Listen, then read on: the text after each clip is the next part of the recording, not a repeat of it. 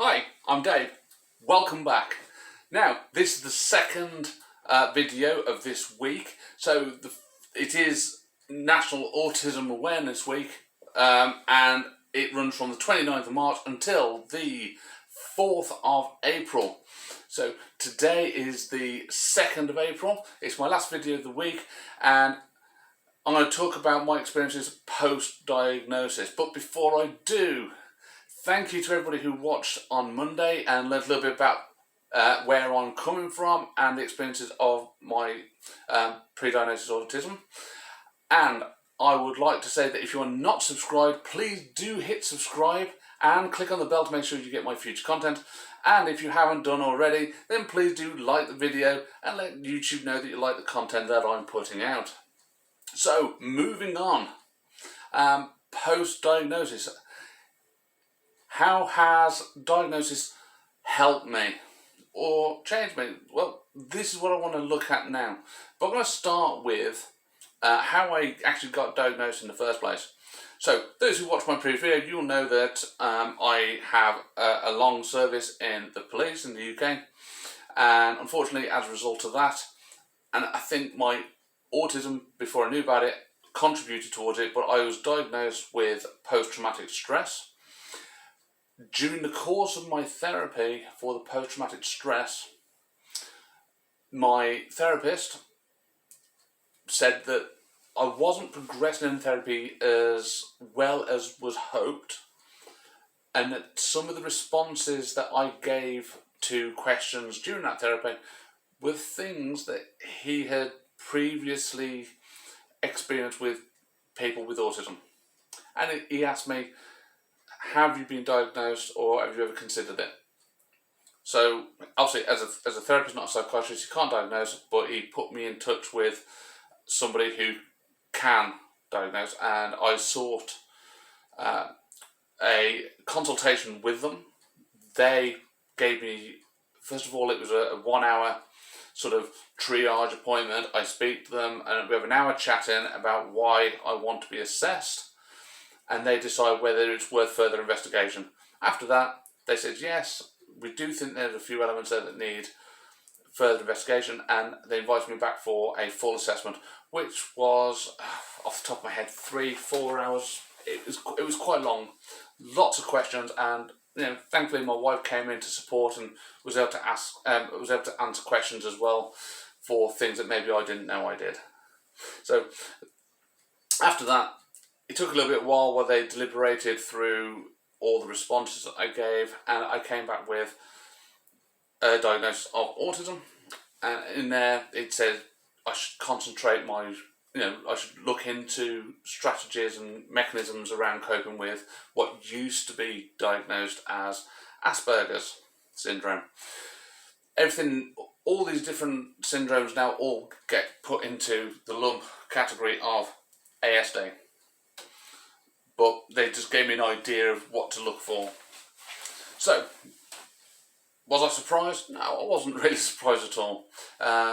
Did it raise questions for me? No. Did it answer anything? Yeah. I think as soon as I got that diagnosis, I was able to look back at my childhood, and unfortunately part of the autism is I've got fantastic recollection, ridiculous degrees of accuracy into my childhood, and so I remember a lot of things which most people would probably forget, but I found I hold on to. A lot of experiences that, as I said, people just let it go. It's gone, it's in the past, and I remember things from when I was 3, 4, 5 years of age which I found stressful, and it's still stuck there with me now. And of course, I can look back over those things now and go, actually, it's not strange that I still hold on to these things, and it's not strange that those things affected me, because actually, I know that there is a difference in the way my brain works, there's a difference in the way I think, there's a difference in the way I process information, and that explains why a lot of things were experienced by me the way they were, and might not have been the same for other people. In terms of, don't want to say holding grudges, but remembering negative things that have happened to me. I said, something really small from when you were little. You know, a dispute with another kid over a toy or something, you know, when you're about 4 years of age, it's nothing. To me, that's still here like it was yesterday. And everything that's ever gone on for me is there in that same way. And of course, you can then say why getting treatment for PTSD, post-traumatic stress disorder, was quite difficult and didn't progress as well or as fast as was hoped, because I don't let go of those experiences very easily. I don't accept change very easily. So when you're going through the therapy and they're trying to alter your mindset around things that you remember, it's there, it's stuck, it's so difficult to change. But months of therapy, and we got to a point where we felt we couldn't improve any further. I'm still affected, but I know the reasons why, and I know I kind of felt like a bit of a failure at first. Why isn't the therapy working for me the way it would work for other people? And I have my answers now. So I know that I'm at a level now that I can expect to remain at probably for life, but I have my coping strategies. But a lot of those coping strategies, PTSD being an anxiety disorder, are actually quite similar to my coping strategies that I already have in place for my autism. So with the work that I've had done, I'm back to where I was already coping to a degree, but I have the understanding now, and I can work towards making sure that I use those things knowingly as opposed to subconsciously. So what sort of things can people expect to see from me? Group conversations. If I'm in a large group of people, I do feel uncomfortable, especially in a social situation where everybody's talking. It's so much information for me to process. You might find that I will just zone out. You might find me just blanking out, picking up my phone, not being rude, and I do try not to do it, but sometimes when there's so much going on, the only thing I can do is to just shut everything out and focus on something. I might not actually be doing anything on my phone. I might just be literally flicking through social media, just flicking through my history on Google, whatever, just looking at absolutely anything there is that I can just look at, read, focus on, that takes away all the information that's coming in from all around me from other people. So if we are in a group, in a social setting, and you see me just blank, zone out, or pick up my phone and start looking at that, please don't think I'm rude. It is something that I have found that I do. This is something that, obviously, within the influx of smartphones and stuff, it's something that's quite new in terms of me being nearly 40.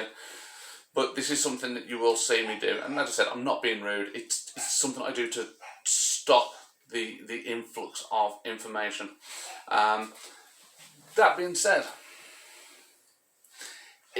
and you always get one in a group, if you're in a group and you have somebody who has to dominate a group and they are constantly speaking over other people, I do get frustrated just like everybody else. But with the overload and everything else that goes on, if I do end up just making an excuse and walking out, you might find that is why.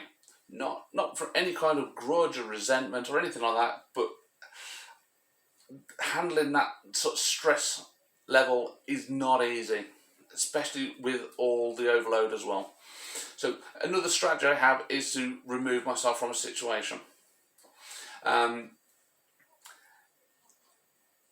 If I know that I can't cope with certain individuals, like I said, big personalities, I can be a big personality, I admit it, but it's not always easy for me to cope with another big personality at the same time. So I tend to be able to deal with people, but I can deal with them on a short-term basis. So I certainly, it certainly wouldn't be unusual to see me limit the amount of time I spend around certain individuals if they are a big part of a group, if they are one of these like big personalities. And so I can like those people, but over too long a period of time, it drains me. And again, it might come across as rude if I avoid people, but it is because I just can't cope. So I've learned this now. I know growing up, as I've said before, people might have thought I was a bit antisocial. And I think I did, as a kid and even as a young adult, joke, I hate everybody equally. But it turns out I don't actually hate people. I like people. This is why I get drawn to public service jobs, why I've worked in pubs, restaurants, working in the place. I get drawn to working with people. And now as a martial arts instructor, I like people. I like working with people.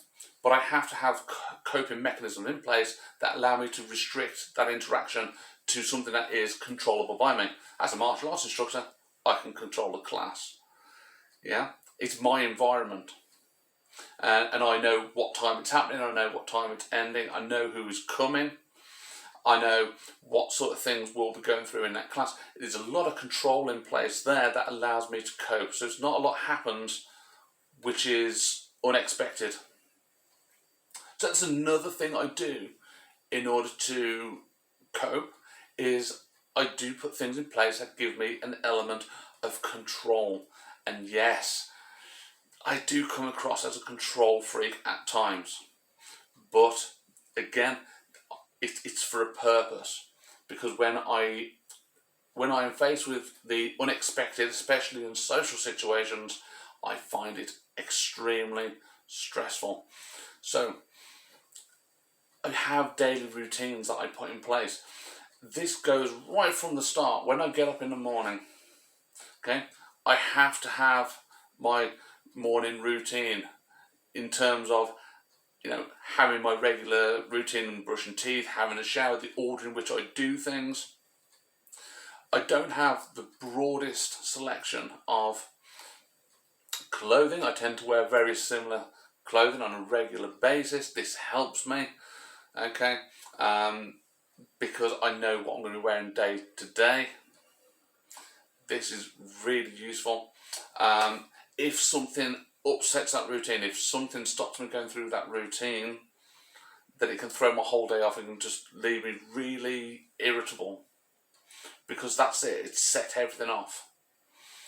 So I do try and maintain a routine every morning, right from when I get up to when I have my first cup of coffee, and then of course I can then start to engage with people.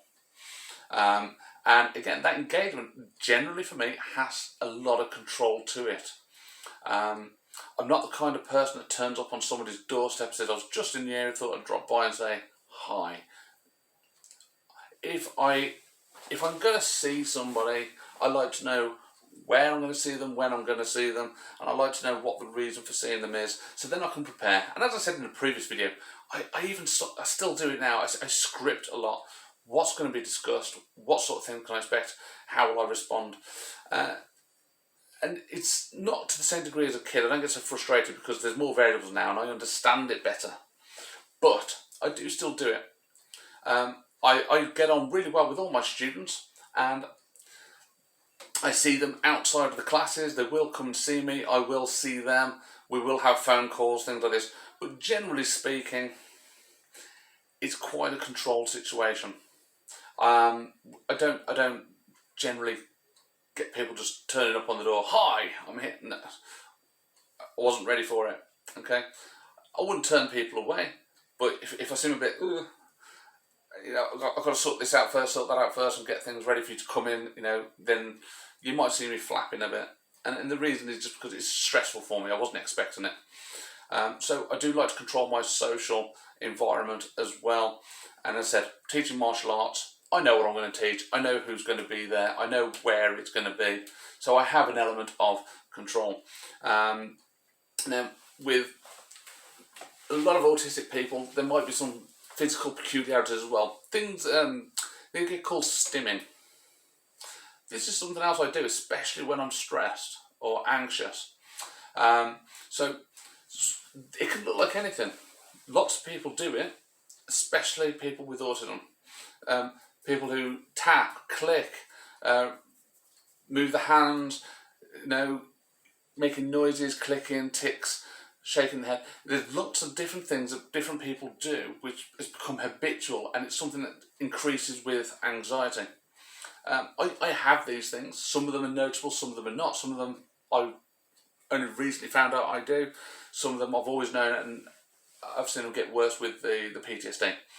So what do? I am a nail biter. Yeah, it's a horrible habit. It's disgusting. Okay, I keep my hands clean. I know I bite my nails. I've done everything I can to stop myself doing it, and it's just something I will do. If there's nothing going on, I will habitually bite them. If I get stressed, I bite them more. Um, Again, big social occasions. If I start getting stressed, it's one of the things you might see me do. I might zone out and just start biting nails. It's not necessarily pleasant for anybody. Certainly not for me. The more stressed I am, the more pain I'll cause myself, and this is something that has caused concern when my therapy and things like that as well. So technically, it's classed as self-harm, but it's a very minor degree. And as I said, as a daily habitual thing, it is just the usual biting, like anybody that's a habitual nail biter. Okay, but I hope you're not squeamish. I will say, at the worst, when I've been extremely anxious, when my other condition of PTSD has been at its worst, I did find myself biting my nails to the point that I had no nails left to bite. And what would happen then is when there were no nails left to bite, I did start taking up tweezers and removing what was left of the nail bed. It hurt like hell. It's probably permanently disfigured my nails, but it was something that was done as a coping mechanism, causing that small degree of pain. Took focus away from anything else that was going on. I know I do it. I do try not to do it as bad. I'm getting better now, but it's something I do. So if you ever meet me and you see the state of my hands, understand that it's actually a coping mechanism that has been in place since I was very little and has just exacerbated over time with my experiences. So it might seem strange to some people, but please understand there is a reason why that happens. I also make a bit of almost a purring noise, just deep in my throat. Nothing overly noticeable, at least not that anybody's told me, but something I will do, especially as I get stressed or anxious, and if I'm trying not to bite my nails, I might find myself having this little low rumble in my throat, and it's just, like I said, it's just a small, unusual thing that I do, which gives me something that's distracting. If you know me, you might have heard me doing it, but I do try and limit it. I've known I've done it for a very long time, and I've tried to hide it. I don't care. I'm not going to hide anything anymore. Okay, but if you've ever heard me do it and you think, why is making that noise? That's why. It's just a coping thing. It's just a strategy that's in place that helps me manage my condition. And that takes me now to moving forward. I spent a lot of my childhood and my young adulthood hiding things, realising that they were unusual, trying to hide them. That just gets you more stressed, and it makes the problem worse. Now that I know the reasons why I think differently, why I process information differently, and I'm starting to answer a lot of questions as time goes by, things that I've never thought about, I start to go, that makes sense now. I can see why I'm doing it. Then it just means I don't punish myself for those things anymore. Because yes, they're unusual to most people, but to me, they're who I am. It's usual for me, and there is a reason why I do it, and I'm not going to hide things anymore. So when people raise their eyebrows at something I've done, something I've said, or a noise I've made, or a movement I'm making, or you think I'm being rude because I'm ignoring people, I'll just honestly say now, it's something I do to help myself process information at a pace that I can manage it. If I have to just shut down and shut everyone out, it's a coping mechanism. If you see me biting my nails and ripping bits of skin off my hand, it is a coping mechanism because it helps me focus. I know it can be uncomfortable for other people, but do you know what? Other people can be very uncomfortable for me. I don't expect you to hide who you are, and I won't hide who I am anymore. And this is the great thing about having the diagnosis now. I don't use it as an excuse to get away with stuff. Absolutely not. I'm not like that. I'm not going to go, well, I'm going to do what I want to do and blame the autism. No, I will be who I am, and I will know that I'm different to the majority of people, but I will let that flag fly now. I will let my autism flag fly. And if anybody wants to question it, I will gladly now sit down and say, okay, this is my experience. And I'm sharing it with the world now through these videos, because if you do know somebody who you know is autistic, if you know somebody who may show many signs of being on the autistic spectrum but isn't diagnosed, just have a little bit of understanding that we're not all the same. Some of us think slightly differently, process information differently, and we have our own things in place to cope. Having people be confrontational with us because we make them uncomfortable, that doesn't help. That just makes us stress and makes those things come out even more, because they come out with stress and anxiety. A little bit of understanding from other people goes a hell of a long way. So, as I said, this week it's been a very personal 2 videos talking about my experiences before diagnosis, my experiences of diagnosis, and moving forward. I don't hide it. I will happily wear my sunflower lanyard now just to let other people around me know, because I'm not embarrassed by it, and I shouldn't be. And if you think you might be on the spectrum and you're wondering whether you should get diagnosed, then it won't hurt. It may even help you. It has helped me, and it might answer questions for you that might stop you then feeling so anxious about certain parts of your personality. So I do recommend, if you think you're on the spectrum, at least speak to your doctor or your local autism hub if you have one. So that's me. Hopefully this has helped anybody that knows me get a little bit of a better understanding of me. Whether you know me or not, hopefully it's given you a little bit of an understanding about what it's like to be on the autistic spectrum. We're all different. And you've got to understand that anybody that is on the spectrum will be their own place on that autistic spectrum. So don't think that everybody with autism will present in exactly the same way. Okay? You've got people who will barely even show any signs of it, and you wouldn't know. Some people, like me, people might notice there's a few differences and not realise it's on the autistic spectrum because it's not what they know to be autism. And then of course you've got those who can be quite clearly autistic, those who are unfortunately non-verbal, okay, which has its own anxieties to go with it. And obviously I don't have that part of the spectrum, so I'm not going to try and speak for people who do, but I just want you to understand that it is a massive spectrum, and you have to understand that people present it in different ways and learn to cope in different ways. So if you have any other questions, please drop a comment in. I will respond to as many comments as I can that come in regarding my videos, or I do encourage everybody to look up autism and autistic spectrum disorder using your preferred search engine. I'm not going to plug Google. Oops. Yeah. Just look it up, research it, get to understand it, and maybe then you'll have a bit more understanding about other people you might know. We're not monsters. We're just people like you with a different outlook on the world usually. Okay? So, it's been an experience for me to share this with the world. As I said, it is the first time I've ever done it. Only those people who are really close to me are aware of it, but now everybody knows. So, there we have it.